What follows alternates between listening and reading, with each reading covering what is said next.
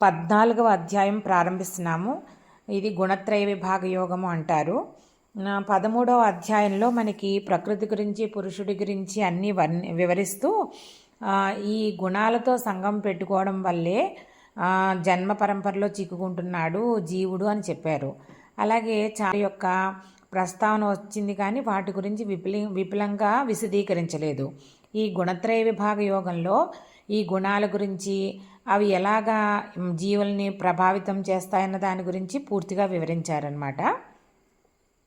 శ్రీ పరమాత్మనే నమః. అథ చతుర్దశోऽధ్యాయః గుణత్రయ విభాగ యోగః. 1వ శ్లోకము. శ్రీ భగవానువాచ పరం భూయః ప్రవక్ష్యామి జ్ఞానానాం జ్ఞానముత్తమం యజ్ఞాత్వా మునయః సర్వే పరాం సిద్ధిమితో గతాః. శ్రీకృష్ణ పరమాత్మ చెప్పడం మొదలుపెట్టినారనమాట. అర్జున, మునులు అందరూ కూడా ఈ సంసార బంధాల నుంచి విడిపోయి ఉత్తమమైన మోక్షాన్ని ఎలాగా తెచ్చుకున్నారో దానికి సంబంధించిన జ్ఞానము, మొత్తం జ్ఞానాలలోకైనా ఉత్తమమైన జ్ఞానాన్ని మళ్ళీ నీకు చెబుతున్నాను, వివరిస్తున్నాను, శ్రద్ధగా విను అని చెప్తున్నారనమాట. అంటే ఇదంతా కూడా ఈ జ్ఞానాన్ని తెలుసుకుని ముందున చాలామంది మునులు వీళ్ళందరూ కూడా ముక్తులైపోయారు. అదే జ్ఞానాన్ని, అంటే ఆల్రెడీ ప్రాక్టీస్లో ఉన్నదానిని మళ్ళీ నీకు వివరిస్తున్నాను అని చెప్తున్నారనమాట. ఇది జ్ఞానాల్లోకెల్లా ఉత్తమమైనది. ఈ జ్ఞానం సంపాదించడం వల్ల మోక్షం కలుగుతుంది అన్నమాట. ఇది మోక్షం అంటే ఇంకా సర్వోత్కృష్టమైన స్థానం, ఆ పరంధామాన్ని చేరడం కదా. అలా 2వ శ్లోకము. ఇదం జ్ఞానముపాశ్రిత్య మమ సాధర్మ్యమాగతాః సర్గేపి నోపజాయంతే ప్రళయేన వ్యథంతి చ. ఈ జ్ఞానాన్ని ఎవరైతే ఆశ్రయించి సాధన చేసి దాంట్లో సిద్ధిని పొందారో వాళ్ళందరూ కూడా ప్రళయకాలంలో నశించరట. అంటే ప్రళయకాలంలో నశించినది ఎవరు? ఒక్క పరమాత్మ ఒక్కళ్ళే. అంటే ఆ పరమాత్మను చేరుకుని ఆయన ఆశ్రయించి ఉండిపోతారనమాట. అలాగే మళ్ళీ జన్మించరు సృష్టి జరిగినప్పుడు. అంటే ఆ జన్మ పరంపర నుంచి వాళ్ళు తప్పించబడతారనమాట. మోక్షం రావడం అంటే ప్రళయకాలంలో నశించరన్నా మళ్ళీ జన్మ తీసుకోరన్నా ఒకటే, మోక్షం పొందేసి ఆ పరమాత్మని చేరిపోతారు అని చెప్తున్నారనమాట. ఇంకా వాళ్ళకి పునరావృత్తి అన్నది ఉండదన్నమాట. అలాగే ఏ రకమైన ప్రళయకాల బాధలకి గురికారు. తర్వాత 3వ శ్లోకము.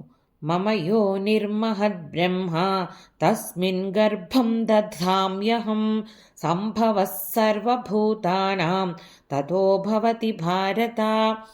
ఆ ప్రకృతి పురుషుల వల్ల ఈ జగత్తంతా ఆవిర్భవిస్తోంది అని ఈ శ్లోకంలో చెప్తున్నారనమాట.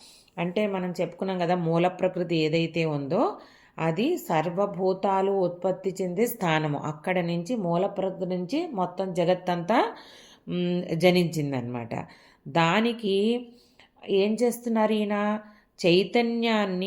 చైతన్య రూపమైన బీజాన్ని నేను జడమైన ఆ మూల ప్రకృతికి చైతన్యం అనే బీజాన్ని ప్రసాదించడం వల్ల సమస్తమైన ప్రాణుల యొక్క ఉత్పత్తి జరుగుతోందన్నమాట. అంటే భగవంతుడు చైతన్యం రూపంలో బీజంలాగా ప్రసాదిస్తుంటే మూల ప్రకృతి గర్భంలాగా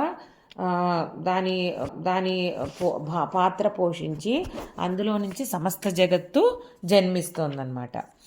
4వ శ్లోకము.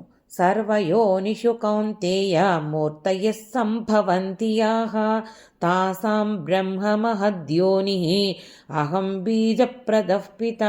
ఇంకా మొత్తం దేవతలు, మనుష్యులు, చెట్లు, చామలు, మొత్తం జగత్తంతటికీ కూడా ఈ జగత్తులో ఏ ఏ శరీరాలైతే ఉన్నాయో, ఏ ఏ తనువులు అంటే ఉపాధులు ఉన్నాయో అవన్నీ కూడా మూల ప్రకృతి ఏదైతే ఉందో ఆవిడే మాతృస్థానాన్ని ప్రసాదిస్తోంది. నేను అందులో చైతన్యమని బీజాన్ని ఉంచుతున్నాను. అందుకని నేను తండ్రిని, మూల ప్రకృతి తల్లి అని చెప్తున్నారనమాట. ఈ ప్రకృతియే తల్లి, పరమాత్మ తండ్రి అని చెప్పి ప్రకృతి నుండే సత్వము, రజస్సు, తమము అనే గుణాలు ఆవిర్భవించాయి. ఈ జీవునికి బంధాల్లో నెట్టేది ఆ గుణాలే అని చెప్తున్నారనమాట. 5వ శ్లోకము. సత్వం రజస్తమ ఇది గుణా ప్రకృతి సంభవాః నిబధ్నంతి మహాబాహో దేహే దేహినమవ్యయం. మహాబాహు అంటే అమితమైన పరాక్రమవంతుడు, గొప్ప బాహువులు కలవాడంటే భుజబలం కలవాడు అని అంటాం కదా, అర్జునాన్ని చెప్తున్నారనమాట.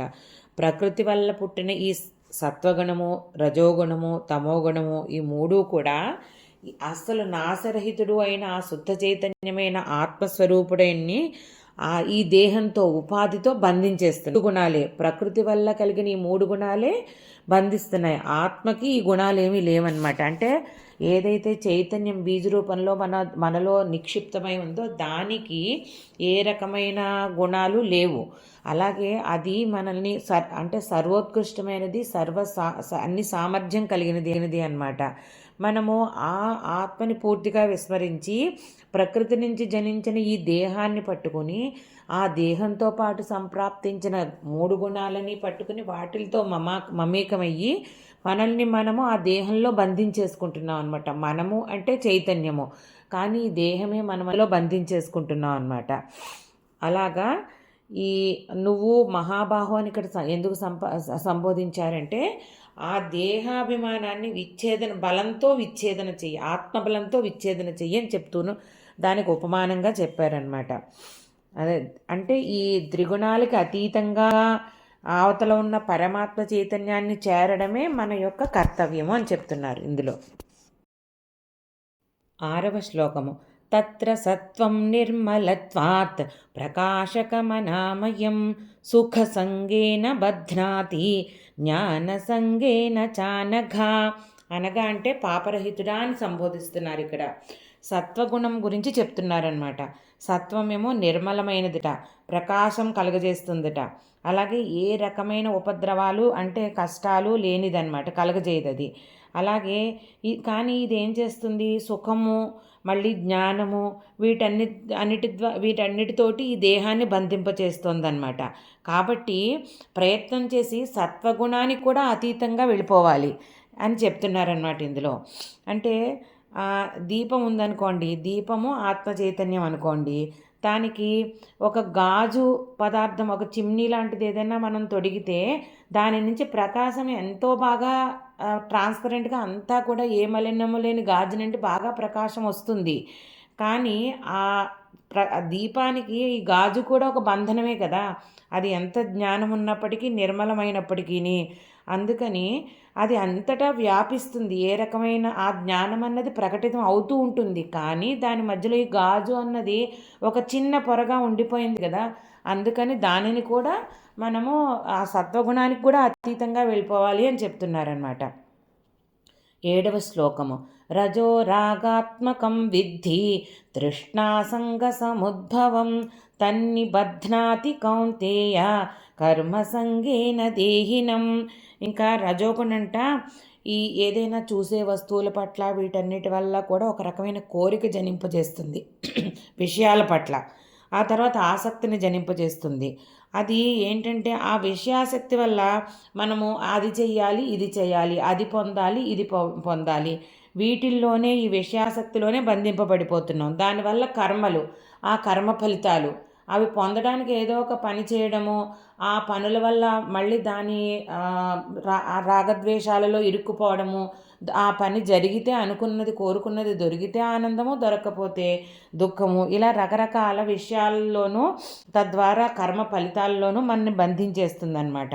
కాబట్టి రజోగుణం ఉన్న వాళ్ళు ఫస్ట్ కొంచెమైనా ప్రయత్నం చేసి దాన్ని సత్వగుణంగా మార్చుకొని సత్వగుణం నుంచి మళ్ళీ గుణాతీతుడవడానికి సాధన చేయాలన్నమాట. 8వ శ్లోకము. తమస్త్వజ్ఞానజం విద్ధి మోహనం సర్వదేహినాం ప్రమాదాలస్య నిద్రాభిః తన్నిబధ్నాతి భారత. ఇంకా తమోగుణం అన్నదేంటి, అజ్ఞానం నుంచి పుట్టిందిట. అది సమస్త జీవుల్ని ఇంకా మోహంలోకి నెట్టేస్తుందన్నమాట. ఏంటి, ఒక రకమైన ఏమరపాటుతనము, అలాగే సోమరితనము, బద్ధకము, నిద్ర, ఇవన్నీ ఏంటి అట్లీస్ట్ రజోగుణం ఉన్న వాళ్ళు కర్మతో బంధింపబడి బాగా ప్రయత్నం చేస్తారు, గట్టి ప్రయత్నం చేస్తారు, ప్రయత్నం చేసే క్షమత వాళ్ళకు ఉంటుంది. కానీ ఆ ప్రయత్నాన్ని సత్వగుణం వైపు తీసుకెళ్ళడం ఒక్కటే వాళ్ళు సాధన చేయాల్సి ఉంటుంది.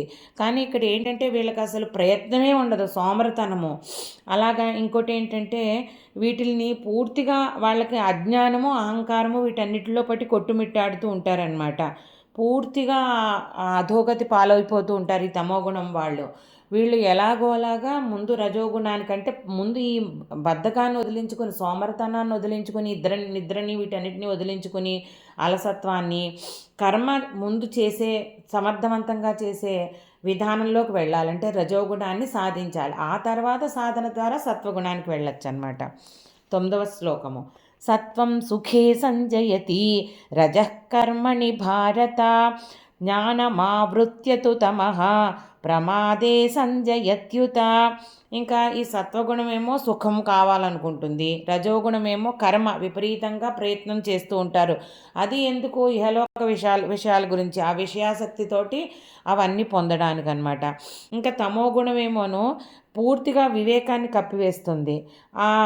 ఇవన్నీ కూడా జీవుని, ఈ దేహాన్ని ఆత్మ చైతన్యాన్ని కప్పేసి ఉంచి, ఆ ప్రకాశాన్ని కప్పేసి దేహంతో ఆ చైతన్యాన్ని సమాగమం చేసి జీవభావాన్ని మనిషిలో పెంపొందింపచేస్తున్నాయన్నమాట. లేకపోతే జీవుడు ఆ శుద్ధ ఆత్మ చైతన్య స్వరూపుడు, ఆ పరమాత్మ స్వరూపుడు. అలా అనమాట. ఇక్కడ ఏం చెప్తున్నారు? సత్వగుణమేమో మనం చెప్పుకున్నాం కదా, ఒక గాజు చిమ్ని బోర్లించినట్టు ఆ ప్రకాశానికి, ఆత్మ చైతన్యం చుట్టూ ఉంటుంది. దాని ప్రకాశం అయితే మనిషికి, దేహానికి, మనిషికి బుద్ధికి, వివేకానికి అందుతూ ఉంటుంది. కానీ ఆ చిన్న పొరని కూడా మనం ఛేదించాలన్నమాట. ఇంకా రజోగుణం ఏమిటి? దాని మీద ఒక లేయర్ లాగా ఏంటి, ఒక బాగా మసకపట్టిన గాజు దానిని ఆవరిస్తే ఎలా ఉంటుందో అలాగా ప్రకాశము మిణుకుమన్నట్టు కనిపిస్తూ ఉంటుంది అంతే. ఇంకా తమోగుణం అయితే ఆ దీపం, ఆత్మ చైతన్యం చుట్టూ ఒక కొండని బోర్లిస్తే దాని నుంచి అసలు ఏమీ ప్రకాశం బయటికి కనపడదు కదా. అలా పూర్తిగా జీవభావంతో మమేకమైపోతూ ఉంటారు. ఇంకా భగవంతుడు కానీ, భగవంతుడి జ్ఞానం కానీ, పరమార్థం కానీ ఏమీ వాళ్ళకి పట్టదనమాట. పూర్తి అజ్ఞానంలో ఉంటారు. ఇలా ఉదాహరణలు చెప్తున్నారనమాట. 10వ శ్లోకము. రజస్తమశ్చాభిభూయ సత్వం భవతి భారత రజస్సత్వం తమశ్చైవ తమస్సత్వం రజస్తథా. సత్వగుణం ఎవరైతే బలంగా ఉందో వాళ్ళల్లో రజోగుణము, తమోగుణాన్ని కూడా ఆ సత్వగుణము అంటే ఆ సద్బుద్ధి అది ఏం చేస్తుంది? అణగదొక్కి మనిషిని ప్రకాశవంతంగా ఆ జ్ఞానం వైపు ఇంకా ఇంకా అడుగులు వేయిస్తూ గుణాతీతుడయ్యే ఎక్కువ అవకాశం ఉంటుందన్నమాట. అదే రజోగుణము, సత్వగుణము, తమోగుణంలో సత్వగుణము, రజోగుణము ఎక్కువగా ఉన్నాయి. అదే తమోగుణము, రజోగుణము ఎక్కువగా ఉన్నవాళ్ళు సత్వగుణము అని తొక్కేస్తూ ఉంటాయి. ఇలా ఏంటంటే ఆ గుణాల పరంపర అలా జరుగుతుందన్నమాట. ఏ గుణము జీవనిలో అధికంగా ఉందో ఇందులో తెలుసుకోవడానికి ఈ మూడిటి ద్వారా చెప్తున్నారనమాట. అదే అంటే సత్వగుణం ఎక్కువగా ఉంటే అది రజోగుణము, తమోగుణము తక్కువగా ఉంటేనే అది వీలు పడుతుంది. అలాగే మనకి రజోగుణం ఉంది అంటే సత్వగుణం చాలా తక్కువగా ఉంది, తమోగుణం కూడా చాలా తక్కువగా ఉంది అని అర్థం. రజోగుణ ప్రాధాన్యమైన వాడు. అలాగే సత్వము, రజోగుణము చాలా తక్కువగా ఉంటే తమోగుణం ఎక్కువగా బహిర్గతం అవుతూ ఉంటుంది అనమాట. అయితే ఈ 3 గుణాల సంగమము ఉంటుంది. అందుకని సాధన ద్వారా దాని నెక్స్ట్ లెవెల్, హయ్యర్ లెవెల్కి వెళ్ళడం చాలా సులువు అనమాట, సాధన చేస్తూ అదే పనిలో ఉన్న వాళ్ళకి. 11వ శ్లోకము. సర్వద్వారేషు దేహేస్మిన్ ప్రకాశ ఉపజాయతే జ్ఞానం యదా తదా విద్యాత్ వివృద్ధం సత్వమిత్యుత. ఇంకా ఈ ఎవరి శరీరంలో ఈ శ్రోత్రాది ఇంద్రియాలు ఇవన్నీ ఉన్నాయి కదా, వీటి ద్వారా ప్రకాశ రూపమైన జ్ఞానం కలుగుతోందో అప్పుడు బాగా వారిలో సత్వగుణం ప్రధానంగా ఉంది అని తెలుసుకోవాలంటే అమిత జ్ఞానవంతులు ఎవరైతే ఉన్నారో వాళ్ళల్లో సత్వగుణం ప్రధానంగా ఉంది, రజోగుణము తమోగుణాన్ని వాళ్ళు అధిగమించారు జ్ఞానులు అని తెలుసుకోవాలన్నమాట. అయితే వీరు కూడా ఈ సత్వగుణానికి అతీతంగా వెళ్ళాలి అని మనం చెప్పుకున్నాం కదా. అది అంటే ఎక్కడ ఏ పరిస్థితుల్లో ఉన్నా వాళ్ళ జ్ఞానం అలా ప్రకాశితం అవుతూ ఉంటుందన్నమాట. ఫర్ ఎగ్జాంపుల్ రాక్షసులలో పుట్టినప్పటికీ మన ప్రహ్లాదుడైతే ఆయన అయితే గుణాతీతుడే, సత్వగుణ ప్రధానుడు, గుణాతీతుడు అయిపోయాడు ఆయన జ్ఞానంతో. ఇంకా విభీషణుడు ఆయన ఆ రాక్షస గుణంలో పుట్టినప్పటికీ అక్కడ సత్వగుణ ప్రధానమైన విభీషణుడు ఎంతో సన్మార్గంలో చదివి జ్ఞానవంతుడై సన్మార్గంలో నడిచి జ్ఞానవంతుడై ఉన్నాడు. 12వ శ్లోకము. లోభ ప్రవృత్తిరారంభ కర్మణామశమస్పృహ రజస్యేతాని జాయంతే వివృద్ధే భరతర్షభ. ఇంకా రజోగుణం అధికంగా ఉన్న జీవుడు ఎలా ప్రవర్తిస్తాడు ఇది తెలియజేస్తున్నారు ఇందులో. అర్జున, ఈ రజోగుణం అభివృద్ధి చెందినప్పుడు మనుషులోట లోభము, కార్యప్రవృత్తి, ఎంతసేపు అది సాధించాలి ఇది సాధించాలి, భగవన్నామస్మరణ ఇవన్నీ కాకుండా విషయాలను సాధించాలి అని పూర్తిగా విపరీతమైన కర్మలో ఇన్వాల్వ్ అయిపోయి ఉంటారనమాట. మనశ్శాంతి లేకుండా ఉంటారు. ఎంతసేపు ఆ టెన్షను, ఆ వర్క్ టెన్షన్ అన్నీ తీసుకుంటూ ఉంటారు. అది చెయ్యాలి ఇది చేయాలి, ఆ పని అయిందా ఈ పని అయిందా, ఎంతసేపు రికన్సిలేషన్స్, అది జరిగిందా ఇది జరగలేదా, ఇదే పనిలో ఉంటారనమాట. అలాగే ఇంద్రియ నిగ్రహం ఉండదు వీళ్ళకి. ఇంద్రియ నిగ్రహము పూర్తిగా ఉండదు. ఆశ, మోహము వీటితో పాటు తిరుగుతూ ఉంటారనమాట. కోరికలు, ఆ కోరికలతో కర్మ చేయడము, ఆ కర్మ వల్ల ఫలితం వచ్చిందా లేదా అనుకోవడము, నిరంతరం ఇదే చింతన అనమాట. తర్వాత ఎంతో లోభం అనమాట. మళ్ళీ వాళ్ళు దీన్ని బాగా నేను ఆస్తులు కూడబెట్టాలి, అవి కూడబెట్టాలి, దాన ధర్మాలు తగ్గించి చేస్తూ ఇలా చేస్తూ ఉంటారనమాట. 13వ శ్లోకము. అప్రకాశో ప్రవృత్తిశ్చ ప్రమాదో మోహ ఏవచ తమస్యేతాని జాయంతే వివృద్ధే కురు నందన. ఇంకా తమోగుణం అధికంగా ఉన్న వాళ్ళు ఏం చేస్తారట, ఇంకా వాళ్ళకి పూర్తిగా అవివేకము, అజ్ఞానము, సోమరతనము, అజాగ్రత్త, అజ్ఞానము, పైగా ఆ అజ్ఞానాన్నే జ్ఞానం అనుకుంటారట వాళ్ళు. ఇలా వీళ్ళకి ఏంటంటే ఈ తమోగుణం ఉన్న వాళ్ళ లక్షణాలన్నీ ఇలాగ ఉంటాయి అని చెప్తున్నారనమాట.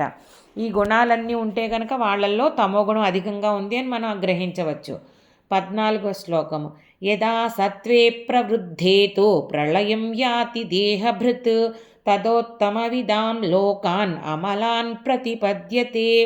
సత్వగుణం అభివృద్ధి చెందుతుండగా ఎవరైతే సత్వగుణం ప్రధానంగా ఉందో వారు గనక మరణిస్తే అప్పుడు ఉత్తమ జ్ఞానం వల్ల అతను ఏం చేస్తాడు, పరిశుద్ధమైన ఊర్ధ్వలోకాలను పొందుతాడు.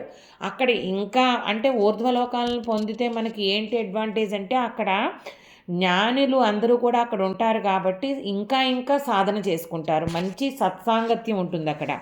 అక్కడ నుంచి మోక్షం రావడం చాలా సులభం అన్నమాట. ఇంకా రజోగుణం వాళ్ళు, తమో గుణాల వాళ్ళు మరణానంతరం ఎక్కడికి వెళ్తారు, వాళ్ళ పరిస్థితి ఏంటి 15వ శ్లోకంతో చెప్తున్నారు. రజసి ప్రళయం గత్వా కర్మసంగిషు జాయతే తథా ప్రలీనస్తమసి మూఢయోనిషు జాయతే.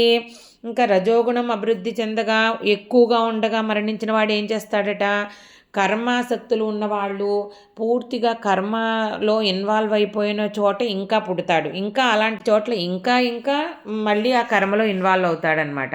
తర్వాత ఇంకేం చేస్తారు, ఇంకా పామరుల గర్భంలో పుడతారట తమోజన గుణం ఎక్కువగా ఉన్నవాళ్ళు. పశుపక్షాది హీనజాతులు అంటే జ్ఞానము ఉండే అవకాశమే లేని పశుపక్షాది హీనజాతుల్లో అలా పుడుతున్నారనమాట. కాబట్టి సత్వము, రాజసిక, తమ గుణాలు ఉన్నవాళ్ళు మరణానంతరం ఎక్కడికి వెళ్తారు అన్నది ఇందులో చెప్పారనమాట. 16వ శ్లోకము. కర్మణః సుకృతస్యాహు సాత్వికం నిర్మలం ఫలం రజసస్తు ఫలం దుఃఖం అజ్ఞానం తమసః ఫలం. ఈ సాత్విక కర్మ, రాజసిక కర్మ, తామసిక కర్మ, ఈ గుణాలతో చేసే కర్మలు ఎలా ఉంటాయి, వాళ్ళ ఫలితం ఏంటి? సాత్విక కర్మ వాళ్ళు పుణ్యకార్యాలు ఇవన్నీ చేస్తారు. భగవత్ సంబంధమైన కార్యాలు, జ్ఞాన సంబంధమైన అధ్యయనము ఇవన్నీ చేస్తారు. కాబట్టి వీళ్ళ కర్మల యొక్క ఫలితమేమో జ్ఞానం, సుఖం. తర్వాత రజోగుణం ఉన్నవాళ్ళేమో ఎక్కువగా విషయాలలో ఆసక్తి పెట్టి విపరీతంగా కర్మ చేస్తూ విపరీతంగా బాహ్య ఫలితాలు అంటే భౌతిక సుఖాలను ఆశిస్తూ ఎక్కువ కర్మ చేస్తూ ఉంటారు. కాబట్టి వీళ్ళ ఫలితానికంటే ఎంత సుఖం లభించినా ఈ ఇహలోక భోగ వస్తువులన్నిటిలోనూ దుఃఖం ఉందని మనం తెలుసుకున్నాం కదా. అందుకని వీటి ఫలితము రజోగుణం ఎవరైతే ప్రధానంగా చేశారో వాళ్ళ ఫలితము దుఃఖం అన్నమాట, ఆ కర్మల ఫలితము. ఇంకా తమోగుణం అసలు కర్మ చేయరు, వాళ్ళ అలసత్వము, తర్వాత అజ్ఞానము, అలా దీంట్లో ఉంటారు. ఏంటి, వాళ్ళు ఒక రకమైన మోహంలో ఉంటారు అనమాట పూర్తిగాను. వీళ్ళకి ఏంటంటే ఈ తమోగుణమైన సందర్భమైన కర్మకి ఇంకా ఫలితం కూడా అజ్ఞానమే అని చెప్తున్నారనమాట. అజ్ఞానాన్ని తప్పించి ఇంకేం ఉండదు, అజ్ఞానంలోనే కొట్టుమిట్టాడుతూ ఉంటారు. ఆ అజ్ఞానాన్ని ఏదో జ్ఞానం అని, వాళ్ళు ఏదో గొప్పని, అలా మూడులు అహంకార విమూఢులు అని చెప్పారు కదా, అలాంటి వాళ్ళనమాట వీళ్ళందరూ.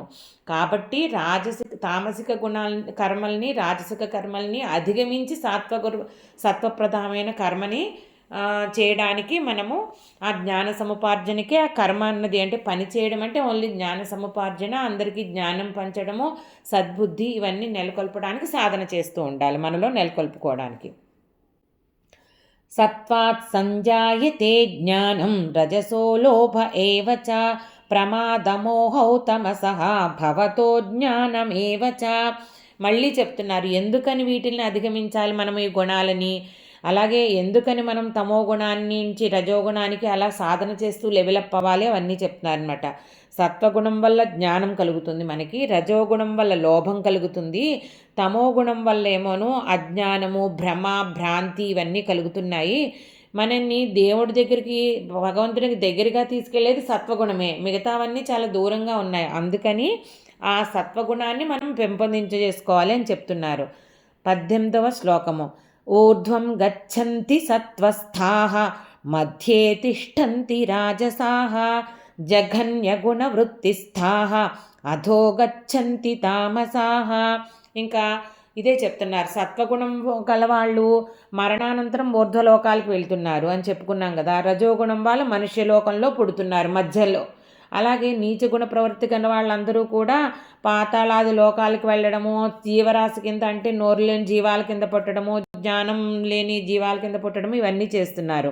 అయితే ఊర్ధ్వలోకాలకు వెళ్ళడం వల్ల అక్కడ సత్సాంగత్యం కలుగుతుంది. అందరూ కూడా సత్వగుణ ప్రధానులు ఉన్నారు కాబట్టి వాళ్ళందరూ కూడా ఇంకా ఇంకా మోక్షానికి చేస్తూ ఉంటారు, సాధన చేస్తూ ఉంటారు ఊర్ధ్వలోకాల్లో. కాబట్టి వాళ్ళ సాంగత్యం మనకు లభిస్తుందన్నమాట. ఇంకా మనుష్యులంటే వీళ్ళు సత్వగుణానికి వెళ్ళడానికి ప్రయత్నం చేస్తూ ఉన్నప్పటికీ కొంతమంది తమో గుణానికి జారిపోతూ ఉంటారు. ఇక్కడ విషయేంద్రియాలు అనే ఒక అట్రాక్షన్ ఉంటుంది కదా, దానిలో పడిపోకుండా సాధన చేస్తే అట్లీస్ట్ సత్వగుణానికి వెళ్ళి ఆ తర్వాత కొన్ని రోజులకి ఊర్ధ్వలోకాలకు వెళ్ళి మోక్షం పొందడానికి అవకాశం ఉంటుంది. ఇంకా తామస్ జనులు అయితే వాళ్ళు చాలా చాలా సాధన చేయాల్సి ఉంటుంది. వాళ్ళకి అవకాశం ఉండదని కాదు, మనిషి ఏనాడైనా బుద్ధిని ఉపయోగించినప్పుడు, నేను అది మోక్షం పొందాలి అనుకున్నప్పుడు చిన్నగా మన ప్రయత్నం మొదలుపెట్టినప్పుడు అది వచ్చి తీరుతుంది. కొన్ని జన్మలు పట్టినప్పటికీ సాధన చేస్తూ ఉంటే విడవకుండా సిద్ధి మాత్రం లభిస్తుంది. 19వ శ్లోకము. నాణ్యం గుణేభ్యః కర్తారం యదా ద్రష్టానుపశ్యతి గుణేభ్యశ్చ పరం వేత్తి మద్భావం సోధిగచ్చతి. ఇంకా ఎవరైతే వివేకవంతుడో, అంటే సత్వాది గుణాలంతటికంటే బియాండ్ వెళ్ళిపోయి తనని కర్త అనుకోడో, అలాగే తనని ఈ గుణాలకు అతీతుడినని, ఈ కర్మలకు అతీతంగా వెళ్ళిపోయి నేను గుణాతీతుడిని అవ్వాలి అని ఎవరైతే తెలుసుకుంటారో అతను మోక్షాన్ని పొందుతాడు. ఈ 3 గుణాలని అధిగమించేయాలన్నమాట. అంటే నేను ఇలా తెలుసుకోవాలి అంటే వాళ్ళు బాహ్య ప్రపంచం నుంచి, విషయాల నుంచి విరమించుకుని ఇంద్రియ నిగ్రహం ద్వారా ఈ దేహభావనని అధిగమించి లోపలున్న ఆత్మ చైతన్యాన్ని ధ్యానం ద్వారా తెలుసుకుని, ఆ ధ్యానం ద్వారా పరమాత్మతోటి ఈ ఆత్మ చైతన్యాన్ని అనుసంధానం చేసిన వాళ్ళకి మాత్రమే ఇది కలుగుతుందన్నమాట. ఈ త్రిగుణాలు ఉన్న వాళ్ళే నేను కర్త అని, ఎంతో కొంత నేను కర్త అని అలా అనుకుంటూ ఉంటారనమాట. సత్వగుణ ప్రధానులు ఏంటంటే కర్త అయినప్పటికీ నేను జ్ఞానాన్ని సంపాదిస్తున్నాను అని అనుకుంటున్నారు. ఆ జ్ఞానము, అధ్యాత్మ అహంకారం కూడా పోవాలి, అది చెప్తున్నారు. 20వ శ్లోకము. గుణానేతానతీత్యత్రీన్ దేహీ దేహ సముద్భవాన్ జన్మ మృత్యుజరా దుఃఖైః విముక్తోమృతమశ్నుతే. ఇక్కడ ఈ జీవుడు దేహాన్ని పొందడానికి కారణం ఏంటి? ఈ 3 గుణాలే, సత్వము, రజోగుణము, తమోగుణము. అయితే వీటిల్ని ఈ త్రిగుణాల వల్ల కలుగుతున్నాయి మళ్ళీ మళ్ళీ దేహాలు. ఎందుకంటే కర్మబంధాలలో చిక్కుకుంటున్నారు. ఏదో ఒక బంధంలో, సుఖంతోనూ జ్ఞానంతోనైనా, లోభంతోనైనా, కర్మలతోనైనా, లేదా అజ్ఞానంతోనైనా, మోహాల్లో చిక్కుకుంటున్నారు వాళ్ళు. కాబట్టి వీటి వల్ల మళ్ళీ మళ్ళీ ఫలితాలు వచ్చి జన్మలు వస్తున్నాయి. ఇది దాటాలి అంటే ఏం చేయాలి? ముసలితనము, రోగము, చావు, వియోగము, దుఃఖము, వీటన్నిటిలో ఉన్న దోషాలు ఉన్నాయి కదా, వీటిల్ని దర్శించుకుంటూ వీటికి అతీతమైన స్థితిని పొందాలి. అంటే ఈ జననము మరణము, ఏది పుట్టుక చావు లేని స్థితి ఏదైతే ఉందో అదే అమృతం అన్నమాట. అంటే చావు పుట్టుకలు లేకపోవడమే అమృతం, అదే మోక్షం అని చెప్తున్నారు. 21వ శ్లోకము. అర్జున ఉవాచ కైర్లింగై స్త్రీన్ గుణానేతాన్ అతీతో భవతి ప్రభో కిమాచారః కథం చైతాన్ త్రీన్ గుణానతివర్తతే. సరే, ఈ 3 గుణాలు దాటినవాడు ఎలాంటి లక్షణాలతో ఉంటాడు, ఎలా ప్రవర్తిస్తాడు, మరి ఈ 3 గుణాలని అతను ఏ రకంగా దాటగలడు?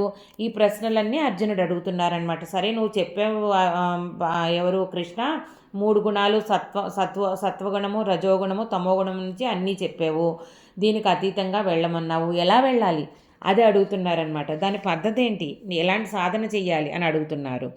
అతను ఎలా ప్రవర్తించాలి అని చెప్పి తర్వాత 4 శ్లోకాల్లో ఈ గుణాతీతుడు ఎలా ప్రవర్తించాలి అన్నది మన శ్రీకృష్ణ పరమాత్మ చెప్తున్నారనమాట. 22వ శ్లోకము. ప్రకాశం చ ప్రవృత్తిం చ మోహమేవ చ పాండవ నద్వేష్టి సంప్రవృత్తాని నివృత్తాని కాంక్షతి. ఇది శ్రీ భగవాను వాచ అనమాట. ఈ 4 శ్లోకాలు భగవంతుడు చెప్తున్నారనమాట. తర్వాత కూడా అలాగే 23వ శ్లోకము.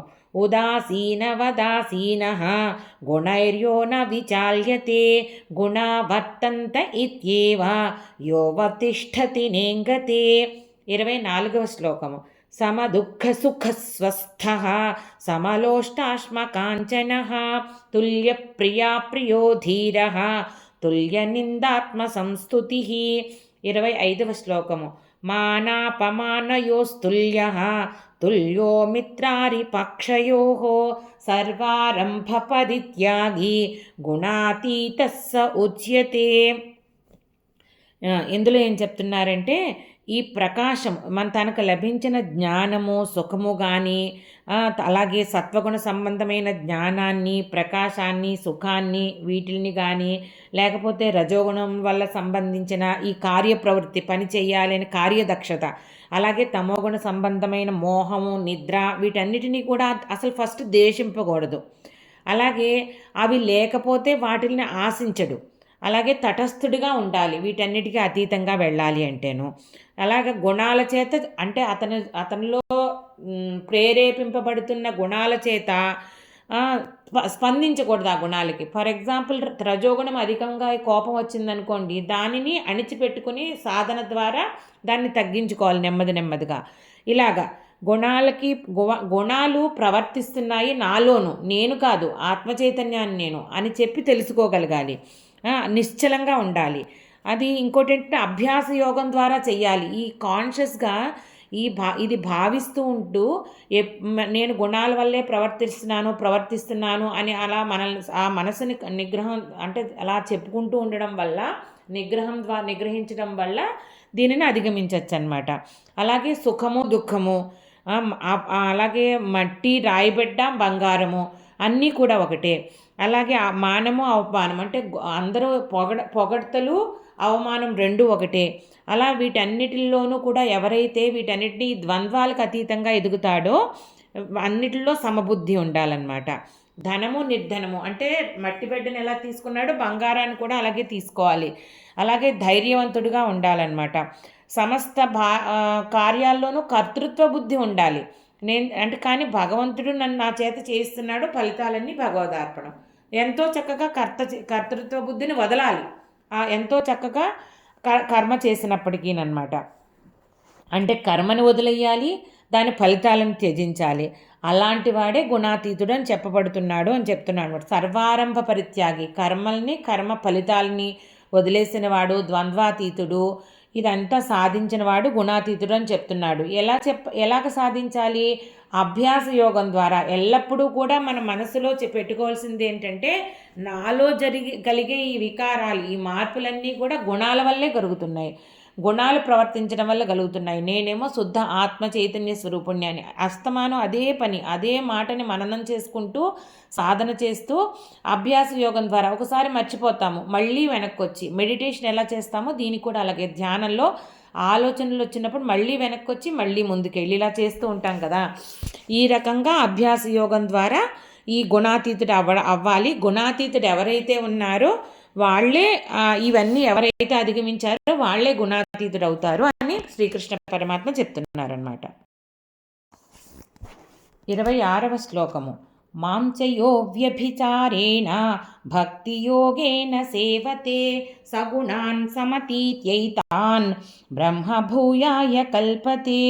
ఇందులో ఏం చెప్తున్నారంటే, అనన్యమైన భక్తితో నన్ను సేవించినవాడు ఈ గుణాలన్నిటినీ కూడా అధిగమించి బ్రహ్మనైన నన్ను పొందడానికి సమర్థుడవుతున్నాడు.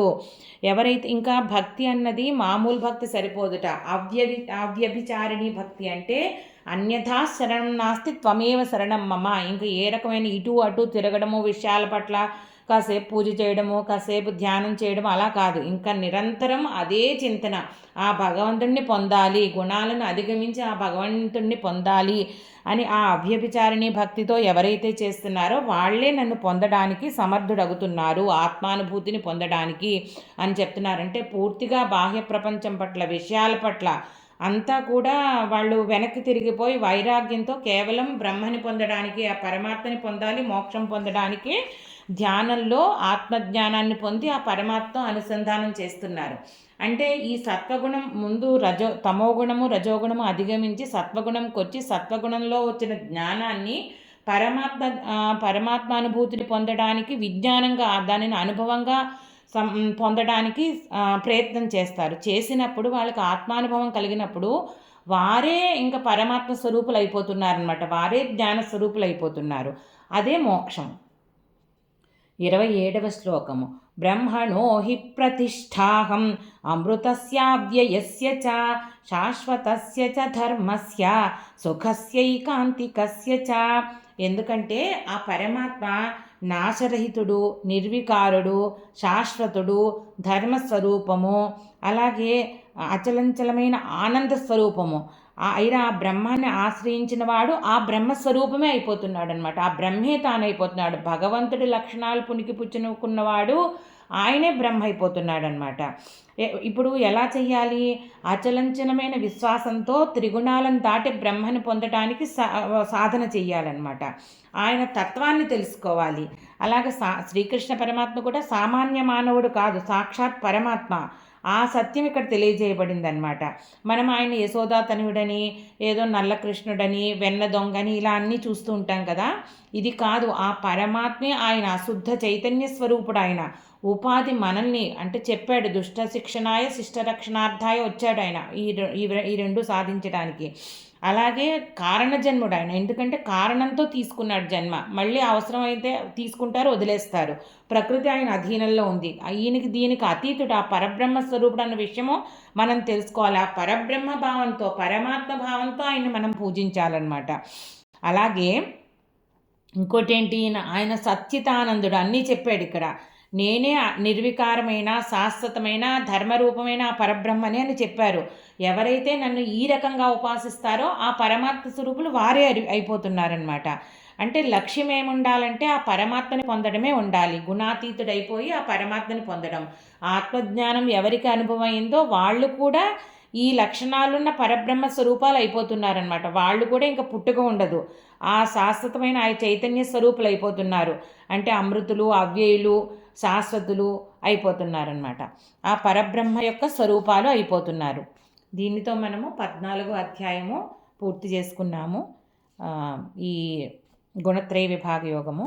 श्रीमद्भगवद्गीतासु उपनिषत्सु ब्रह्मविद्यायां योगशास्त्रे श्रीकृष्णार्जुनसंवादे गुणत्रयविभागयोगो नाम चतुर्दशोऽध्यायः। గీతా శ్లోకాలకు అర్థాన్ని సులభమైన వాడుక భాషలో వివరించడానికి ప్రయత్నిస్తున్నాను. నా ఈ ప్రయత్నం మీకు నచ్చినట్లయితే భక్తి అన్లిమిటెడ్ ఛానల్ని సబ్స్క్రైబ్ చేసుకుని మీ అభిప్రాయాలను కామెంట్స్ రూపంలో తెలియజేయండి.